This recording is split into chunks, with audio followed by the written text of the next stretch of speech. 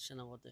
Ngayon pag iiwalayin mo yung wire o puputulin, make sure yung hawak mo yung live wire o yung galing doon sa poste para kahit tumampas yung isa, hindi tayo makuryente. Ayun mga kadads, at nakita nga natin yung problema niya, meron siyang konting corrosion doon sa isang line. Kaso ayun na sinundan ko tong wire niya. Pinakuha ko lang kasi yung side cutter, nahirapan ako sa long nose sa plier lang. Ayan. So nakita ko na meron din pala siyang dugtungan doon sa baba. Ayan.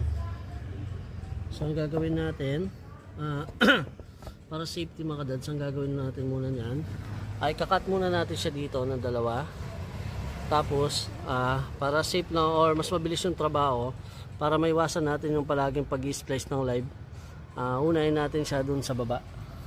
Puputulin natin to, tapos iti-tape muna natin yung dalawang live wire. Okay, tapos proceed na tayo dun. So let's go. So shoutout po sa mga barangay Amsig dito sa Angeles City, Pampanga.